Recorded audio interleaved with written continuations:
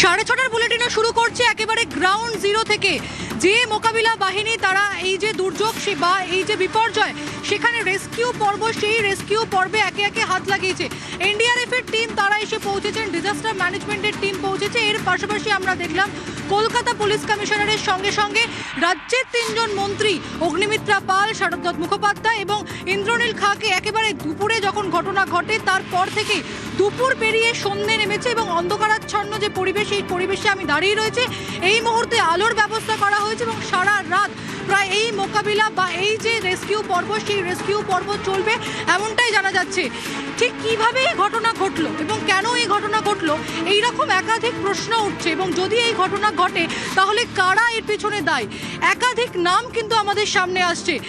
কি হয়েছিল? ঠিক হয়েছিল এক নির্মীয়মান গোডাউন, সেই গোডাউনের যে ছাদ, সেই লোহার বিমের ছাদ কিন্তু ভেঙে পড়ে যায়। দুপুর 12টার পর এই ঘটনা ঘটে। তারপরে একে একে যে রেস্কিউ বাহিনী তারা এসে পৌঁছান এবং মুখ্যমন্ত্রী শুভেন্দু অধিকারীও তিনিও কিন্তু একেবারে এই যে গ্রাউন্ড জিরো, সেই গ্রাউন্ড জিরোতে এসে পৌঁছেছিলেন। এখন প্রশ্ন হচ্ছে এই ঘটনা কিভাবে ঘটলো, এর পিছনে কারা দায়ী, কাদের মদতেই এই যে দীর্ঘদিনের জমি এবং যা পোর্টের জমি, সেই পোর্টের জমি 30 বছরের জন্য লিজ নিয়ে ব্যবসা চালাচ্ছিল শম্ভু বেহরা।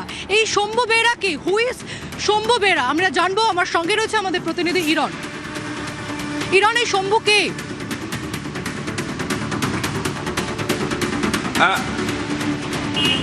একদমই, দেখো, শম্ভু বেহেরা, তার পরিচয় তিনি একজন ব্যবসায়ী। এই জেমস লং সরণি যেখানে আমরা দাঁড়িয়ে রয়েছি, তার এটার বাড়ি এবং এটাই তার অফিস।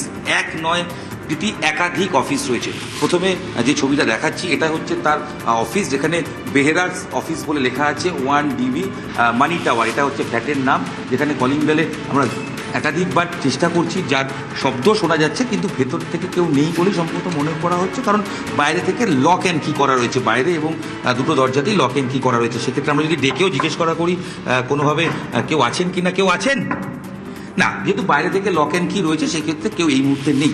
তবে স্থানীয় যারা বলছেন এই শম্ভু বেহেরা তিনি দীর্ঘদিনের ব্যবসায়ী। তিনি কি করেন? মূলত তার কাজ হচ্ছে বিভিন্ন জায়গা থেকে এই পোর্টের জমি বা সরকারি জমিগুলোতে লিজ নেওয়া, সেখানে গিয়ে গোডাউন তৈরি করা এবং বিভিন্ন বড় বড় কোম্পানিকে সেটা ভাড়ায় দিয়ে দেওয়া, এটাই তার কাজ।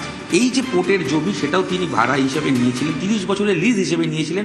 এবং আসগার হচ্ছে কাটাপুকুর অঞ্চলের একজন তৃণমূল নেতা হিসেবে পরিচিত এবং তার মূলত কাজ হচ্ছে ডেভেলপ করে। এই শম্ভু বেহেরার সঙ্গে তিনি যুক্ত ছিলেন এবং তারা মিলেই ডেভেলপে কাজটা করছিলেন। এইখানে একটি শুধু ফ্ল্যাট রয়েছে এরকমটা কিন্তু নয়। যে খবর আমরা পাচ্ছি তারা স্থানীয়রা বলছেন যে শম্ভু বেহেরা একাধিক অফিস করে রয়েছেন এবং এই বিল্ডিংয়ের 6 তলায় তিনি থাকেন, অর্থাৎ তার রেসিডেন্সিয়াল অ্যাড্রেসও এটা, তার 6 তলায় তিনি থাকেন। ঘটনার পর থেকে তাকে খোঁজ করা হচ্ছে কিন্তু কোনোভাবেই তাকে যোগাযোগ করা যাচ্ছে না। ইতিমধ্যে পুলিশের তরফ থেকে লোক এসছেন, অফিসে যারা ম্যানেজার হিসেবে কাজ করেন তাদেরকে থানায় কাগজপত্র নিয়ে যেতে বলা হয়েছে। পুলিশ বিভিন্ন রেসিডেন্সিয়াল বাকি লোকদের সঙ্গে কথা বলার চেষ্টা করছেন যে কোথায় যেতে পারেন, তার কারণ তাকে কোনোভাবে যোগাযোগ করা যাচ্ছে না। আমরাও তাকে ফোনে একাধিকবার চেষ্টা করেছি কিন্তু তিনি কিন্তু কোনো রেসপন্স করছেন না। মূলত ব্যবসায়ী হিসেবে পরিচিত, কখনো চায়ের গোডাউন, কখনো ব্যাটারির গোডাউন, বিভিন্ন নাম করা কোম্পানিতে তাকে তিনি ভাড়া দিয়ে থাকতেন, সেটাই তার কাজ। এই কাজটাও তিনি এখানে করছিলেন কিন্তু এই ঘটনার পর থেকে শম্ভু বেহেরাকে পাওয়া যাচ্ছে না। তিনি কোথায় সেই নিয়ে পুলিশ খোঁজখবর শুরু করেছে।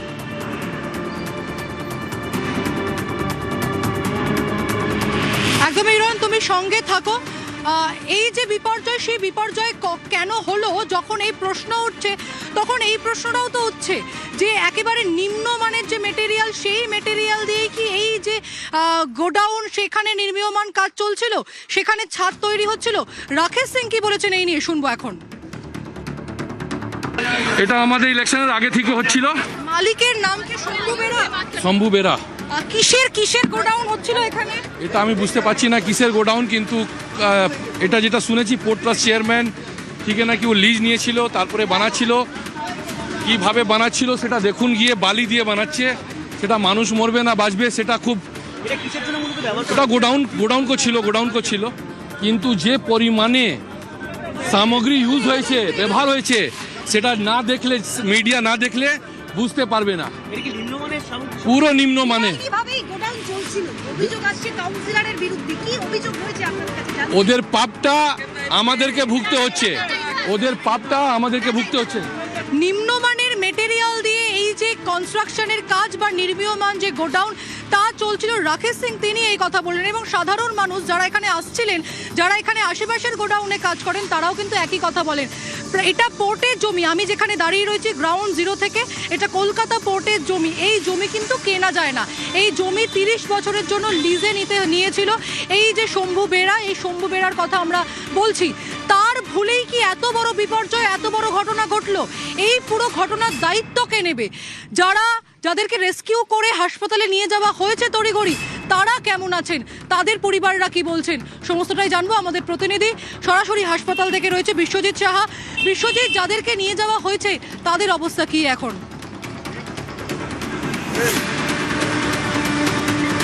একদমই, বা যারা এখানে এই মুহূর্তে 21 জন তাদেরকে নিয়ে আসা হয়েছিল, যদিও এই 21 জনের মধ্যে 3 জন অর্থাৎ কৃষ্ণ চৌধুরী, যার বাড়ি, যিনি কলের মিস্ত্রি, যার বাড়ি উত্তর 24 পরগনা জগদ্দলে, তিনি মারা গেছেন। রোহিত চৌধুরী তিনিও মারা গেছেন। আরও একজন অজ্ঞাত পরিচয় ব্যক্তি, 30 বছর বয়স, তিনিও মারা গেছেন। আরও একজন যিনি প্রায় মৃত্যুর সঙ্গে পাঞ্জা লড়ছেন বলা যায়, অর্থাৎ তার অবস্থাও চরম আশঙ্কাজনক। এবং এছাড়াও বেশ কয়েকজন যাদের মেরুদণ্ডে গুরুতর আঘাত রয়েছে। রেড জোনে রয়েছেন একজন মহিলা, বোদান মুন্ডা। এছাড়াও আরও একজনকে সিসিইউতে রাখা হয়েছে। অর্থাৎ সব মিলিয়ে বিভিন্ন জায়গায় চোট রয়েছে। অর্থোপেডিক চিকিৎসক তারা যেমন রয়েছেন, তেমনি নিউরোলজিস্ট এবং স্কিন স্পেশালিস্ট সহ অন্যান্য চিকিৎসকেরা রয়েছেন। তবে এখনো পর্যন্ত সেরকম সার্জারি অর্থাৎ অপারেশন এখনো শুরু হয়নি। তবে সবারই চিকিৎসা রয়েছেন। স্বাস্থ্যমন্ত্রী তিনি এসছেন কিছুক্ষণ আগে। এর আগেই আমরা দেখেছি স্বাস্থ্য প্রতিমন্ত্রী অনেকক্ষণ ধরেই তিনি রয়েছেন, পর্যবেক্ষণ করছেন এবং কি কি প্রয়োজনীয় বিষয়। স্বাস্থ্য সচিব এসেছিলেন। সমস্ত প্রয়োজনীয় জিনিসপত্র এখানে রাখা হয়েছে। যে সমস্ত জিনিস প্রয়োজন হচ্ছে যারই, সেটাই তৎক্ষণাৎ সেটা ব্যবস্থা করা হচ্ছে। বেড রাখা হচ্ছে, যদি আরও উদ্ধার কাজে যদি আরও বেশ জখম বা আশঙ্কাজনক কাউকে পাওয়া যায় তাদেরকে নিয়ে আসা হবে। যেভাবে নিয়ে আসা হচ্ছিল আমরা দেখেছি দুপুরের পর থেকে, যখনই উদ্ধার কাজ হয়েছে, উদ্ধার কাজের পর থেকেই আমরা দেখেছি যে অ্যাম্বুলেন্সে করে, কখনো কলকাতা পুলিশের অ্যাম্বুলেন্স, কলকাতা পুরসভার অ্যাম্বুলেন্স, নানান জায়গা থেকে যে অ্যাম্বুলেন্স সেখানে পৌঁছে গিয়েছিল, সেগুলোকে একেবারে গ্রিন করিডোর করে নিয়ে আসা হয়েছিল। এবং হাসপাতালের মধ্যে এসএসকেএম হাসপাতাল, যেটা কার্যত সবসময় রোগীর পরিজন আত্মীয়দের ভিড় থাকে, রোগীদের ভিড় থাকে, সেখানে কার্যত নিয়ন্ত্রণ করা হয়েছে। এবং সেখানেও একেবারে হাসপাতালের গেট থেকে এসএসকেএম এর ট্রমা কেয়ার সেন্টারের গেট পর্যন্ত সেখানে কার্যত এইরকমই একটা গ্রিন জোন ছিল।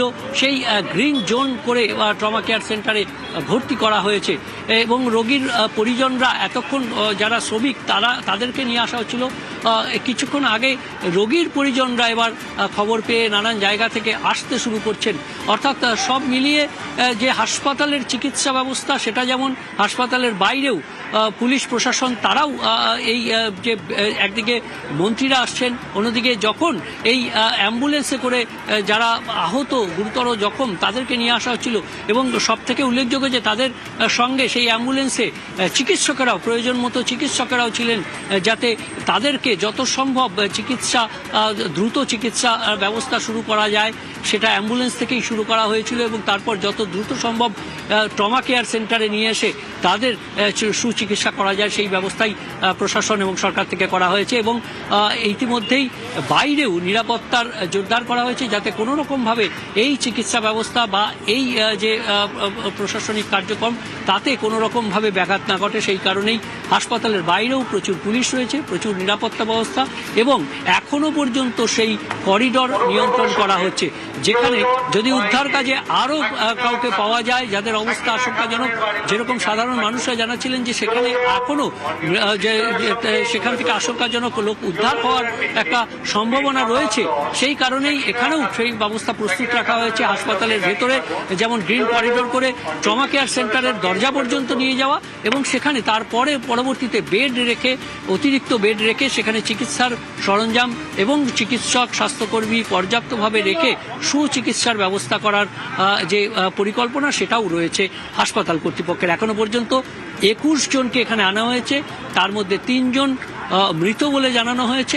আরও একজনের অবস্থা কার্যত সংকটজনক, চরম সংকটজনক বলা যায়, এবং আরও 2-3 জন যাদের মেরুদণ্ডে গুরুতর আঘাত এবং বেশিরভাগেরই মাথায় এবং ঘাড়ে, পায়ে, হাতে সেখানে চোট রয়েছে, অর্থোপেডিক চোট রয়েছে, মাথায় আঘাত রয়েছে। সেই কারণেই নিউরোলজিস্ট যেমন রয়েছেন তেমনি অর্থোপেডিক চিকিৎসকেরাও রয়েছেন, এছাড়াও স্কিন সহ অন্যান্য বিভাগের চিকিৎসকেরাও রয়েছেন এই ট্রমা কেয়ার সেন্টারে, দ্রুত যাতে তাদের চিকিৎসা ব্যবস্থা করা যায়। প্রীতি।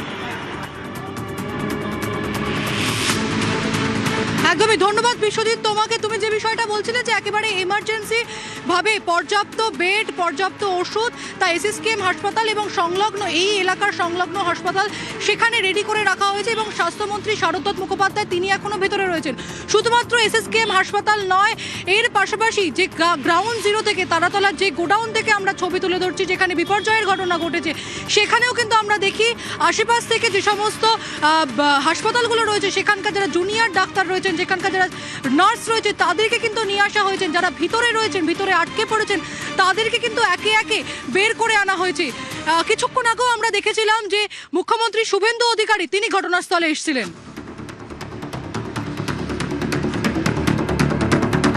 প্রথমেই আমি ধন্যবাদ জানাবো আমাদের সিভিল ডিফেন্স, কলকাতা পুলিশ এবং ফায়ার ব্রিগেডকে। তারা যদি কুইক রেস্কিউ লোকাল লোকেদের নিয়ে না করতেন তাহলে এই মৃত্যুর সংখ্যাটা অনেক লম্বা হতো।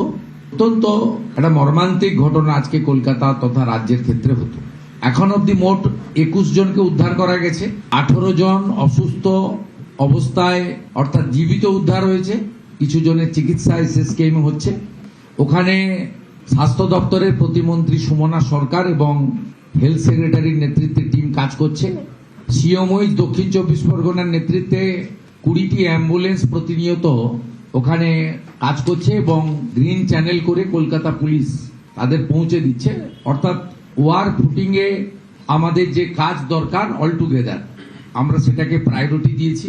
আমি স্পটে যাওয়ার পরে আমাকে এনডিআরএফ এবং আর্মি বলেছেন তারা সম্পর্ক স্থাপন করতে পেরেছেন। আরো বেশ কিছু 12 থেকে 15 জনের মতো ভিতরে আছেন, প্রত্যেকের সঙ্গে তাদের সম্পর্ক স্থাপন করতে পেরেছেন। জল এবং অক্সিজেন সেটা দেওয়ার ব্যবস্থা তারা করেছেন। তারা হোপফুল যে